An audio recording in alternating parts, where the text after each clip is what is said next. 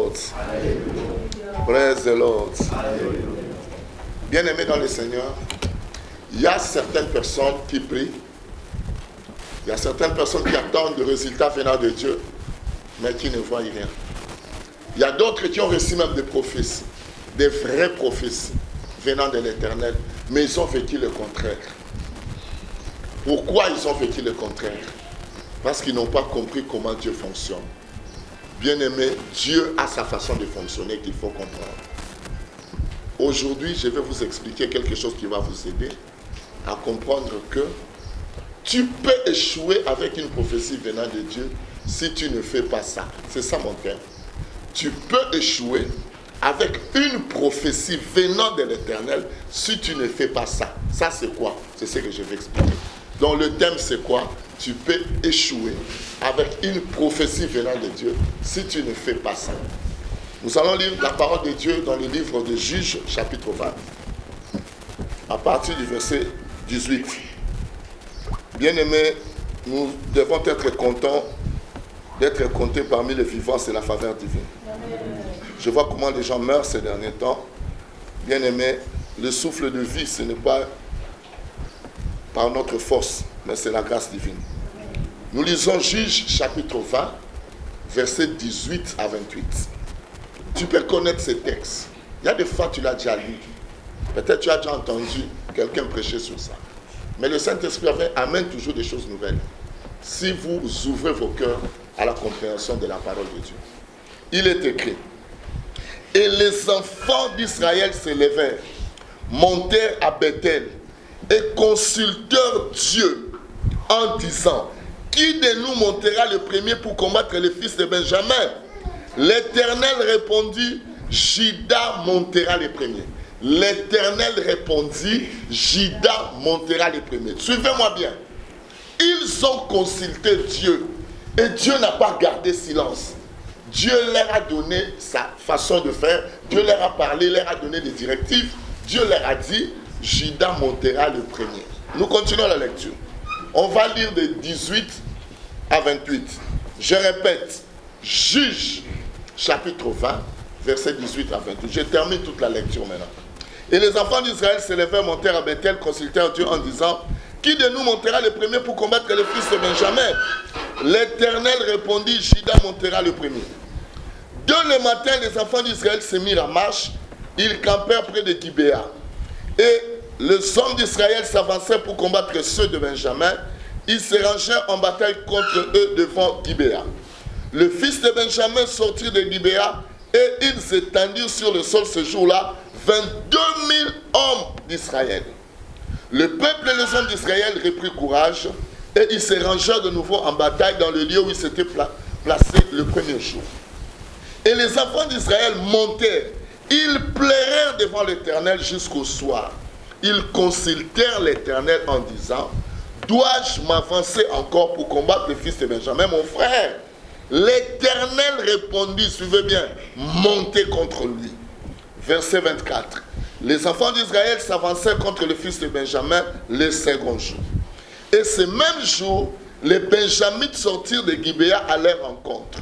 Et ils étendirent encore sur le sol 18 000 hommes des enfants d'Israël, tous tirant l'épée. Tous les enfants d'Israël et tout le peuple montèrent et vinrent à Bethel. Ils pleurèrent et restèrent là devant l'Éternel. Ils jeûnèrent en ce jour jusqu'au soir. Suivez-moi bien. Je répète ces versets. C'est pour la meilleure compréhension. Verset 26. Tous les enfants d'Israël et tout le peuple montèrent et vinrent à Bethel. Ils pleurèrent et restèrent là devant l'Éternel. Ils jeûnèrent en ce jour jusqu'au soir. Et ils offrirent des holocaustes et des sacrifices d'action de grâce devant l'Éternel. Et les enfants d'Israël consultèrent l'Éternel. C'était là que se trouvait l'arche de l'alliance de Dieu. Et c'était Phinées, fils d'Éléazar, fils d'Aaron, qui se tenait à cette époque en présence de Dieu. Et ils dirent, dois-je marcher encore pour combattre les fils de Benjamin, mon frère, ou dois-je m'en abstenir? L'Éternel répondit, montez, car demain je les livrerai entre vos mains. L'Éternel répondit, montez, car demain je les livrerai entre vos mains. Je comprends maintenant que pour que je gagne, pour que la victoire soit effective, il faut que Dieu me livre mon ennemi. Mes frères et sœurs, s'il y a un conseil que je vais te donner, je peux vous donner ce conseil. Il ne faut jamais combattre un ennemi que Dieu ne t'a pas encore livré. Tu risques de pleurer et de te demander, mais comment je suis chrétien? Je prie, mais je ne vois pas la main de Dieu. Je prie, mais je ne vois que le contraire de tout ce que je demande à Dieu. Église de l'Éternel, nous avons lu le passage ici. Il y avait guerre entre 11 tribus d'Israël et les Benjamites. Bien aimé, avant d'aller en guerre, les Israélites ont d'abord consulté l'Éternel. C'est la même chose avant de venir ici ce matin. J'ai d'abord consulté Dieu. Je suis monté au lit à 2h du matin parce que j'ai consulté l'Éternel. Je veux que l'Éternel bénisse ceux qui vont m'écouter. Je veux que l'Éternel guérisse les malades. Je veux que l'Éternel donne des solutions à vos problèmes. Bien aimé, c'est normal pour tout homme de Dieu. Tout homme de Dieu veut voir l'avancement du peuple, la bénédiction du peuple. Maintenant ici, le peuple est venu devant l'Éternel pour lui demander la direction divine. Papa, nous voulons descendre sur le terrain, combattre le fils de Benjamin. Qui de nous montera le premier? Ils étaient 11 tribus contre la tribu de Benjamin. L'Éternel a donné la directive, il a dit ceci. Juda montera le premier. Suivez-moi bien. Quand Dieu dit Juda montera le premier, moi je vois déjà la victoire. Ce qui me tombe ici, c'est quoi? Bien aimé, humainement parlant, je peux dire, Dieu a contredit sa parole. L'Éternel a contredit la prophétie laissée par Jacob. Bien aimé, quand Dieu dit Juda montera le premier, retenez dans la Bible, nous avons Judas et Juda. Donc si tu veux donner un nom à ton enfant, tu peux lui donner le nom de Juda, donc sans S. Quand on ajoute S, ça devient Judas Iscariote, celui qui avait trahi le roi. Sans Judas aussi, on n'allait pas être sauvé. Donc il a été utilisé aussi pour notre bien. Ce qu'on dit en français a quelque chose, malheur est bon. Donc le malheur de Judas, c'est pour notre salut. Praise the Lord. Église de l'Éternel. Ils ont demandé à Dieu. Dieu leur a dit, Juda montera le premier. Avant de continuer dans ce texte, rentrons dans Genèse 49. Vous allez écouter qu'est-ce que Dieu a dit de Juda. La Bible dit, Genèse 49, à partir du verset 8. Nous allons lire 8 jusqu'à 10.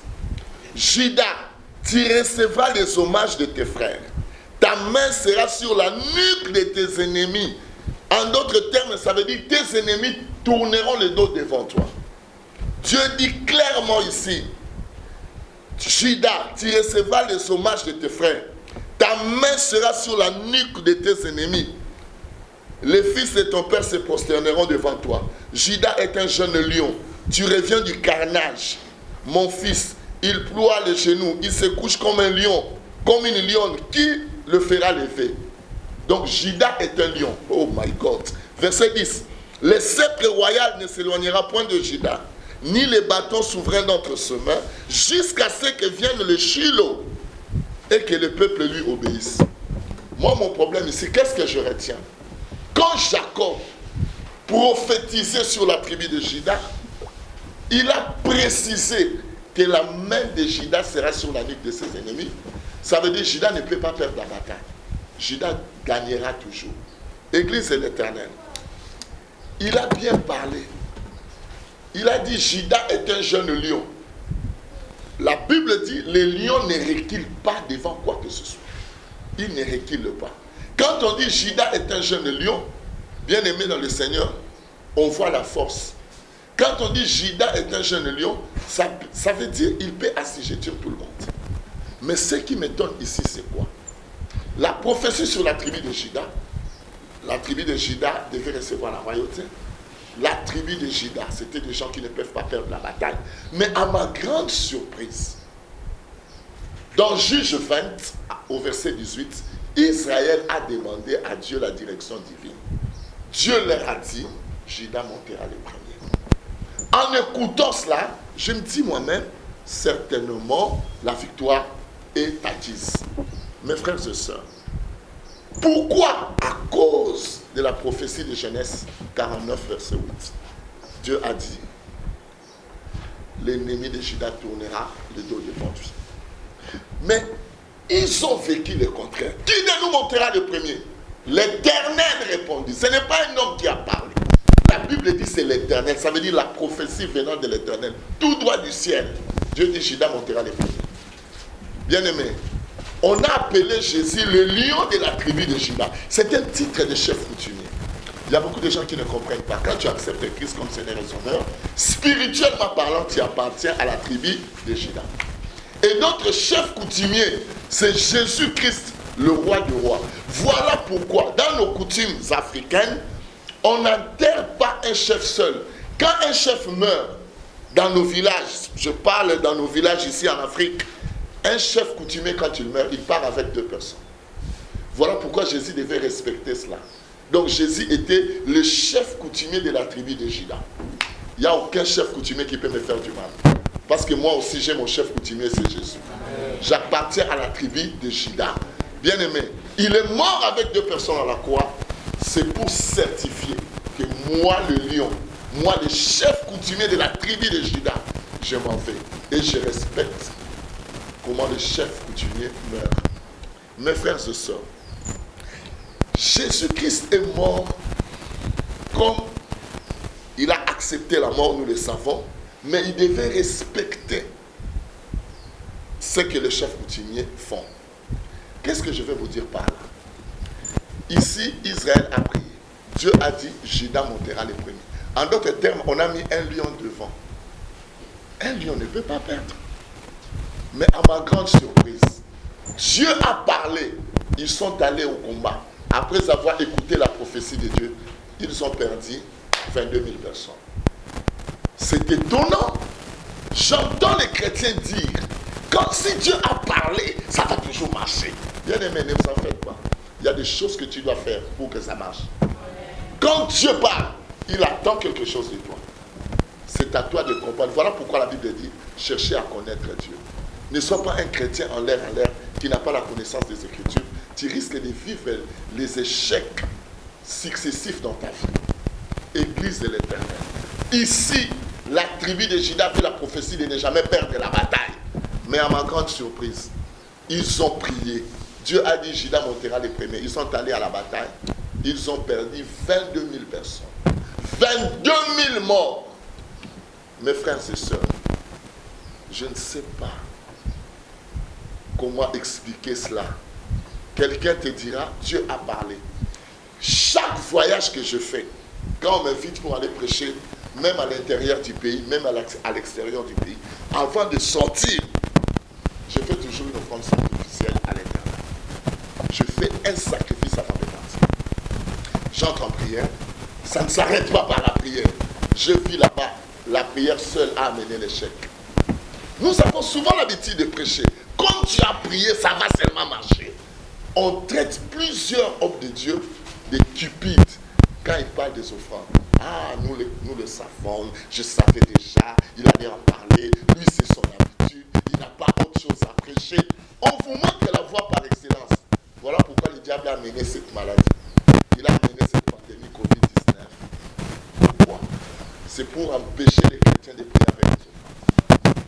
Parce qu'il sait que si nous ne nous réunissons pas, on ne va pas donner. Il connaît le cœur de l'homme. J'ai découvert beaucoup de choses pendant ces 3 mois. Qui peut penser à toi? Qui peut dire, ah, je ne sais pas, est-ce que le pasteur a... Qui?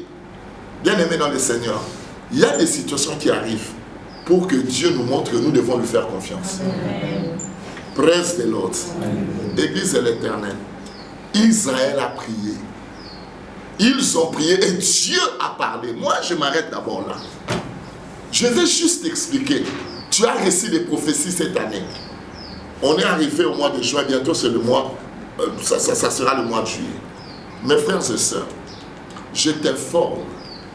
Si tu ne comprends pas comment Dieu fonctionne, si tu ne connais pas le mode d'emploi des choses qui viennent du ciel, tu risques de regretter. Voilà pourquoi plusieurs chrétiens disent, nous prions mais on ne voit rien, nous ne voyons rien. Ce Dieu-là n'agit plus. Bien-aimé, Dieu n'a pas vieilli. Il est Dieu, il est en dehors du temps. Il vit dans l'éternité. Quand on dit éternité, ça veut dire l'absence du temps. Nous sommes soumis au temps, nous vieillissons. Nous sommes soumis au temps, nous grandissons. Mais dans l'éternité, le temps n'existe pas. Voilà pourquoi on l'appelle le maître des temps et des circonstances. Église de l'Éternel. Essayons un peu de réfléchir sur ces choses. Est-ce qu'on en parle parce qu'on a besoin d'argent? Non. On en parle pour te communiquer la connaissance. La Bible dit, mon peuple est détruit parce qu'il lui manque la connaissance. Ici, Dieu ne parle pas aux païens. Il parle aux chrétiens. Il parle à ses enfants qui le connaissent. Il dit, mon peuple est détruit. Il ne dit pas que les païens sont détruits. Non, il dit, mon peuple est détruit parce qu'il lui manque la connaissance. Bien-aimé, il faut aimer la parole de Dieu. Ça va t'aider à bien prier et à agir selon les Écritures pour que la réponse soit effective. Église de l'Éternel. Ici, ils ont prié. J'espère qu'en sortant de la prière, tout le monde était content. Dieu a parlé. Il a dit, Judas montera les premiers. Dieu a parlé, Dieu a parlé, Dieu a parlé. Mais ils sont allés sur le champ, c'était l'échec. Bien aimé, tu sais que Dieu peut t'envoyer quelque part. Il te parle correctement, il faut y aller. Bien aimé, tu t'en vas et tu échoues. Tu sais, quand tu vas rentrer, qu'est-ce que les gens vont dire? Dieu n'avait pas parlé, c'était ses sentiments. Dieu n'avait rien dit, ils sont toujours comme ça. Dieu a dit, les diomadistes. Dieu a dit, Dieu a dit. Maintenant, on a vu le contraire. Bien aimé, si tu ne fais pas ce que je te dis, tu risques d'être compté parmi les diomadistes qui disent des choses qui n'arrivent jamais. Mais pourtant, c'est Dieu qui leur a fait parler. Église de l'Éternel. J'ai compris, sans offrande, Dieu devient aussi dangereux. Alléluia. Amen. Mes frères, quand ils ont constaté qu'ils ont échoué, ils se sont dit, nous n'abandonnerons pas l'Éternel. Oh, j'aime l'expression qu'on a utilisée dans le livre de Job. Mais si vous lisez ça, si vous entrez dans notre texte où c'est bien expliqué, pendant que Job était en train de souffrir, il a dit ceci. J'ai cherché Dieu au nord, je ne l'ai pas trouvé. Au sud, je ne l'ai pas trouvé. À l'est, à l'ouest, je ne l'ai pas trouvé. Même s'il me tue, je ne veux pas changer de Dieu. En anglais, c'est écrit comme ça. Je ne veux pas changer de Dieu. Ça veut dire, je préfère mourir avec lui. Tu risques de commencer à dire des choses pareilles. Bien-aimé, quand ils ont échoué, ils se sont dit, on n'abandonnera pas l'Éternel. Nous allons continuer à prier. La Bible dit, à partir du verset 22, le peuple d'Israël a pris courage. Le peuple est allé vers Dieu. Ils ont commencé à prier. Seigneur, Seigneur, est-ce qu'on peut encore partir? Écoutez ce que Dieu dit. Israël dit, dois-je m'avancer encore pour combattre le fils de Benjamin? Mon frère, l'Éternel répondit, montez contre lui. Suivez-moi bien. La première fois quand ils ont prié, Dieu a dit, Judas montera le premier. Je me suis attardé là pour te faire comprendre l'importance de la tribu de Judas. La deuxième fois quand ils ont prié, Dieu leur a dit, montez contre lui. Donc Dieu ne les empêchait pas. Dieu ne leur disait pas de partir, pas rester. Ils sont partis le deuxième jour. Bien aimé, avec assurance, peut-être cette fois-ci ça peut marcher. Arrivés sur terrain, ils ont perdu 18 000 personnes. Le premier jour, quand ils sont allés, ils ont perdu 22 000 personnes. Le deuxième jour, après avoir prié et écouté la prophétie venant de Dieu, ils sont allés sur terrain, ils ont perdu 18 000 personnes. 40 000 morts à l'espace de 2 jours. Toi qui négliges les offrandes, tu viens au culte, tu peux avoir l'argent, mais tu ne donnes pas. Tu trouves que ça te dérange, c'est parce que tu es ignorant. Ce n'est pas ta faute.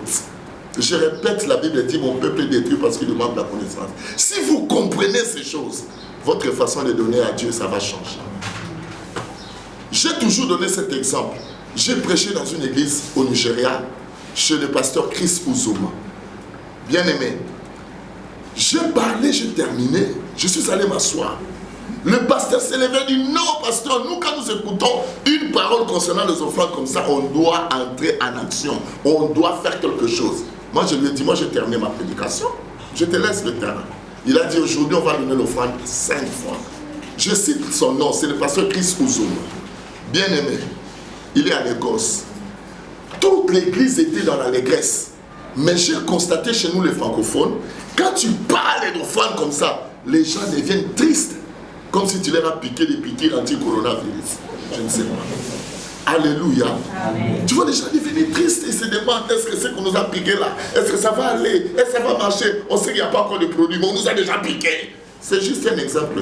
Je ne suis pas dans ces histoires. Alléluia. Amen. Quand tu parles des offrandes, facilement on peut te haïr. J'ai été surpris à Abidjan. Je parle des offrandes, des gens acclament. Je parle des offrandes, des gens donnent avec joie. Et le pasteur Martin me dit, je n'ai jamais vu ça. Ça fait des années que je vis ici à Abidjan. Je n'ai jamais vu quand quelqu'un parle des offrandes, des gens donnent. Moi je dis, ce n'est pas un problème. Le problème c'est quoi? C'est la connaissance. L'Éternel m'a illuminé, il m'a ouvert les yeux que je puisse comprendre. Ce sont les choses que moi-même je mets en pratique. Voilà pourquoi j'ai la facilité d'en parler. Mes frères et sœurs, on a fermé les églises. Et le diable est content parce qu'il sait que nous allons prier sans offrande. C'est là où les gens ne comprennent pas. Pour que Dieu nous sauve, il a utilisé une offrande. L'Éternel a placé l'autel en bois qu'on appelle la croix. Il a pris le sacrifice, il a mis sur l'autel. Ce sacrifice s'appelle Jésus. Amen. Ça veut dire que la vie chrétienne commence par une offrande. Amen. Et cette offrande, c'est Jésus. Yes. Si Christ n'était pas monté à la croix, s'il n'y avait pas de sacrifice sur l'autel, l'autel n'allait pas avoir de valeur. Parce que la valeur de l'autel, c'est le sacrifice. Bien-aimé, lui le Dieu tout-puissant, le Dieu tout-suffisant, s'est incliné à la règle de la semaille et de la moisson. Yes. Qui est-il pour échapper?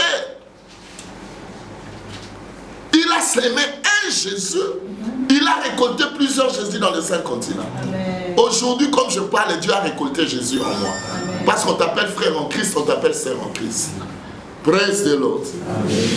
Bien-aimé, imaginez. Ils sont allés parce que Dieu a parlé. Mais le deuxième jour, ils ont perdu 18 000 personnes. 40 000 morts après avoir consulté Dieu. Toi qui me suis, peut-être ta vie ne marche pas. On t'a fait faire des semences par-ci par-là, des sacrifices, tout ça. Bien aimé dans le Seigneur, par ignorance. Mais maintenant, je sais que tu vas faire des choses par connaissance. Amen. Bien aimé, toutes les semences que tu fais là, bien aimé, il ne faut pas le regretter. Tu ne sais pas ce que Dieu peut faire. Amen. Ah, j'avais donné, mais ça n'a pas marché. Non, non, non. Il y a des fois, Dieu n'agit pas d'une manière instantanée. Il est souverain. Il est le maître du temps. Il sait à quel moment il va te payer. Quand tu mets une semence à terre aujourd'hui, ça ne produit pas les mêmes choses. Il y a des fois, nous sommes pressés de dire, ah, on donne, on ne reçoit absolument rien. Il y a des fois, vraiment, nous sommes pressés. Nous sommes pressés. Très souvent, nous sommes pressés. Praise the Lord. Praise the Lord. Moi, je te conseillerais, la Bible dit, dès le matin, sème ta semence. Le soir, que ta main ne se fatigue pas, car tu ne sais pas qu'est-ce qui produira. Il y a des fois, tu ne comprends pas. Continue toujours à faire des semences, à multiplier des prières avec des semences. Tu vas remarquer. L'Éternel va commencer à te donner des victoires inattendues.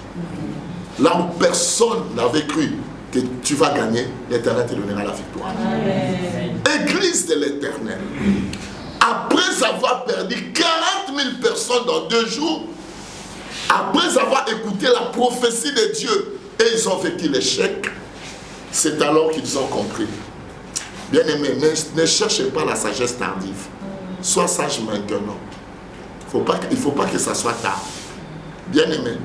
Et quand ils ont compris, nous avons prié sans offrande. L'Éternel a permis qu'on nous tue 40 000 personnes dans 2 jours. Le 3e jour. Quand ils sont allés prier, ils ont demandé, avant d'aller prier, qu'est-ce qui se passe? J'aimerais que nous puissions lire le dernier passage. Nous allons lire du verset 26. Du verset 26. On est dans le livre de Juges. Bien-aimé, toi qui me suis, il faut méditer à la maison ce passage. Ça va beaucoup t'aider. Le verset 26 à 28. La Bible dit, tous les enfants d'Israël, tout le peuple, montèrent vers à Bethel. Ils pleurèrent. Toi aussi tu pleures. Et restèrent là devant l'Éternel. Ils jeûnèrent. Ça veut dire le jeûne seul ne suffit pas. Ils jeûnèrent à ce jour jusqu'au soir. Et ils offrirent des holocaustes et des sacrifices d'action de grâce devant l'Éternel. Quand on parle d'action de grâce, on met souvent sacrifice. Ça veut dire que ça doit te faire mal. Tu verras quelqu'un amener à Dieu une petite offrande, mais quand il a une fête, il se démerde, il cherche par-ci par-là pour plaire aux gens qui vont venir. Et ces mêmes personnes vont les critiquer après la fête. On n'a même pas bien mangé, il est là pressé seulement d'organiser des fêtes. Moi je n'ai même pas bu. Mais la personne là qui parle, c'est peut-être elle qui a beaucoup bu. Mais en sortant, cette même personne va commencer à te critiquer. Mais quand on donne à Dieu, Dieu ne critique pas. Amen. Alléluia. Amen. Vous remarquerez ici, ils ont prié, ils ont gêné. Après, ils ont donné à Dieu des sacrifices d'action de grâce. J'aime ces passages. Écoutez le verset 27. Et les enfants d'Israël consultèrent l'Éternel. Donc après avoir donné, maintenant ils viennent consulter Dieu. Je dis ceci. Quand je sors de Kinshasa, ou quand je fais quelque chose, j'attends la réponse de Dieu, je suis en train de prier pour une situation un peu compliquée. Je donne d'abord l'offrande. Je donne mon offrande sacrificielle. Et je commence maintenant à prier, à demander à Dieu de faire quelque chose. Mes frères et sœurs, quand ils ont donné, qu'est-ce qui s'est passé? Les enfants d'Israël consultaient l'Éternel. C'était là que se trouvait alors l'arche de l'alliance de Dieu. Et c'était Phiné, fils d'Éléazar, fils d'Aaron, qui se tenait à cette époque en présence de Dieu. Il dit, dois-je marcher encore pour combattre le fils de Benjamin, mon frère? Ou dois-je m'en abstenir? Écoutez la réponse de Dieu. L'Éternel répondit, montez, car demain, je ne peux pas être pressé de le combattre. Or, la formule par excellence, pour que Dieu me le livre, je dois d'abord commencer par donner mon offrande. Quand j'ai fait mon sacrifice, bien aimé, l'ennemi ne saura plus rien faire. Pourquoi? Parce que Dieu me le livrera. Suivez-moi. Même pour que Jésus meure, il fallait une offrande. Et cette offrande était entre les mains de Judas. Et quand Judas a reçu l'offrande, il a livré Jésus. Maintenant, Dieu aussi fonctionne comme ça. Quand il reçoit l'offrande, il nous livre nos ennemis. Tu as combien d'ennemis? Ton mariage ne marche pas. Tu as toujours prié pour ton mari. Est-ce que tu as déjà fait des offrandes pour ton mari? Tu as toujours prié pour ta famille pour que la situation change. Est-ce que tu fais des offrandes pour ta famille? N'attendons pas toujours des appels de fonds à l'église. C'est là où les bas blessent. C'est là où je trouve bizarre. Tout chrétien doit gober cette sagesse. Tout chrétien doit avaler cette sagesse en lui. Pourquoi? Quand tu commences à pratiquer la parole de Dieu seulement parce qu'on a fait l'appel, Dieu n'apprécie pas. Il faut que ça devienne un style de vie. J'attends quelque chose de Dieu, je fais une action de grâce. L'Éternel agit, je fais encore une action de grâce. Ici, ils ont fait des actions de grâce après le deuil. Après 40 000 morts, ils ont donné à Dieu des offrandes. Mais nous savons que quand quelqu'un a un deuil, on doit faire des cotisations pour lui. Mais là, qu'est-ce qu'ils ont fait? Ils ont donné après avoir perdu. Nous avons toujours des raisons. Tu sais, ces derniers temps, les temps sont compliqués, confinement, ainsi de suite. Mais quelqu'un qui dit confinement, il a l'argent. Tu peux en parler, tu n'en as pas, et Dieu le sait. Mais si tu cherches un moyen pour te cacher, mais tu caches aussi ta bénédiction. Tu caches aussi l'intervention de Dieu. Dieu aussi va voiler sa face. Tu ne le verras pas. Tu ne la verras pas plutôt. Tu ne verras pas la face de Dieu. Église de l'Éternel, je vous conseille. Regardez ces textes. Premier jour, on les a tués 22 000 parce qu'ils ont prié sans offrande. Deuxième jour, on les a tués 18 000 parce qu'ils ont prié sans offrande. Troisième jour, ils ont donné avant de partir. Est-ce que quelqu'un peut comprendre ce matin que j'ai un seul souci dans mon cœur, que tu comprennes ces choses? Il y a des fois, les pasteurs se battent, ils jeûnent, ils prient pour des personnes qui n'aiment pas donner à Dieu. Voilà pourquoi ces prières deviennent inefficaces. Inefficaces, je vous dis. Si lui-même, le Dieu Tout-Puissant, le Dieu d'amour, le Dieu miséricordieux, il a permis 40 000 morts, il n'avait même pas pitié aux gens qui ont prié et lui-même a envoyé la prophétie. En envoyant la prophétie, Dieu ne leur avait pas dit, avant d'aller, donnez-moi des offrandes. Dieu n'avait pas dit ça. Mais il a cherché que ça sorte de leur cœur.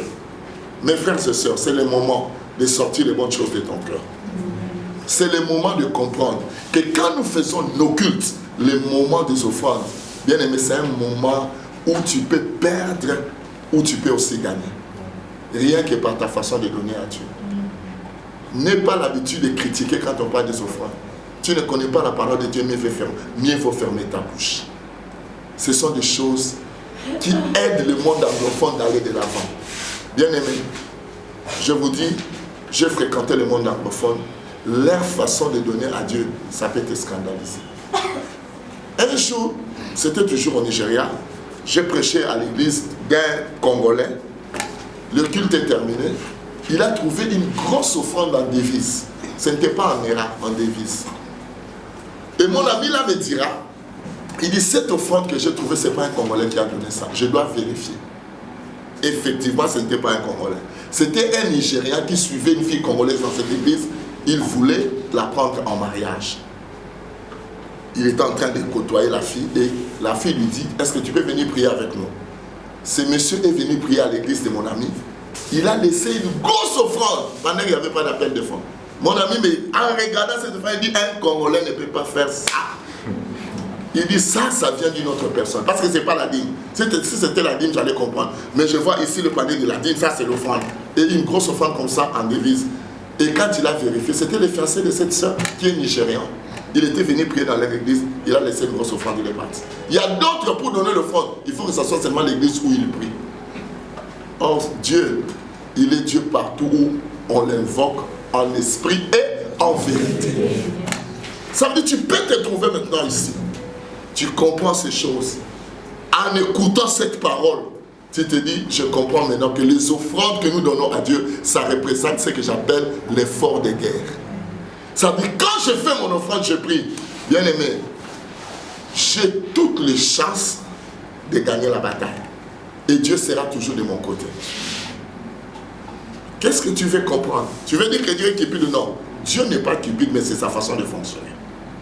Pour nous sauver, il pouvait déclarer à partir du ciel, vous êtes sauvés, on allait être sauvés. Mais si lui-même s'est incliné à cette règle de la semaine et de la moisson, tu ne peux pas échapper, mon frère. Tu ne peux pas échapper, ma soeur. Prends ces choses au sérieux. Cette année ne va pas se terminer. Tu vas vivre le surnaturel. Amen. Tu vas voir comment Dieu agit quand on prie avec les offrandes. Et les offrandes que tu donnes à Dieu, ça ne peut pas être dérisoire. Regardez, quand on parle d'action de grâce, il vient de perdre la bataille. Tu viens de perdre ton mari, fais une action de grâce. Tu viens de perdre ta femme, fais une action de grâce. Tu viens de perdre ton enfant, fais une action de grâce. Ici, ce sont des actions de grâce qu'ils ont amenées à Dieu après un deuil. Mais nous nous enseignons dans nos églises qu'on donne seulement l'action de grâce pour dire merci à Dieu. Dieu t'a gardé, le souffle de vie, tout ça. Il faut donner l'action de grâce. Je vous informe, ça va très loin. Même quand tu as perdu la bataille, tu peux faire une action de grâce. Cela poussera Dieu à te donner la victoire le jour à venir. Je crois que quelqu'un m'a bien suivi ce matin. La parole était claire. Quand tu pries sans offrande, tu vas vivre des échecs, même si tu as des prophéties. Voilà pourquoi plusieurs chrétiens aujourd'hui se fâchent contre le prophète. C'est un faux prophète. Mes frères et sœurs, il est un vrai prophète. Il y en a aussi des faux, je le sais. Mais dans ce cadre, je vais juste t'expliquer que l'échec peut venir parce que tu as prié, tu as mis de côté ce que Dieu apprécie. Tu as mis de côté ce qui motive nos prières. Tu as mis de côté le soubassement de la prière. Tu as mis de côté la motivation aussi. Pendant ta prière, tu as oublié qu'il faut faire du sacrifice. Il y a des fois, ça m'étonne. Quand on distribue des enveloppes d'action de grâce, il y a plusieurs qui ne prennent pas. Ah, mais pourquoi chaque mois on doit le faire? Je termine en disant, merci Saint-Esprit. Psaume 50, verset 14 à 15. La Bible dit, offre pour sacrifice à Dieu des actions de grâce. Accomplis tes vœux envers le Très-Haut. Invoque-moi au jour de la détresse. Je te délivrerai et tu me glorifieras. Amen. Ça se ressemble. Quand ils ont donné leur sacrifice d'action de grâce, ils ont invoqué Dieu. Ils ont eu la victoire. Amen. Allez lire ce texte à la maison. Moi, je ne l'ai pas terminé à cause du temps. Vous allez remarquer comment Israël a détruit les Benjamites. Pourquoi? Parce qu'ils ont donné à Dieu l'offrande d'action de grâce. Maintenant, le jour de la détresse, ils l'ont invoqué. Bien aimé, tous les jours ne seront pas meilleurs. Même si tu es un grand intercesseur, tu passes 20 heures de prière par jour, tu ne peux pas empêcher à la nuit de venir. Vous comprenez? Nous sommes liés au jour, nous sommes liés aussi à la nuit. Ce sont les deux choses que la prière ne peut pas empêcher. Ça veut dire qu'il y a des choses que Dieu a établies qui ne peuvent pas changer. C'est nous qui devons changer pour vivre la main de Dieu. Que celui qui a des oreilles entende ce que l'Esprit enseigne aux églises. Que le Dieu Tout-Puissant vous bénisse. Au nom de Jésus.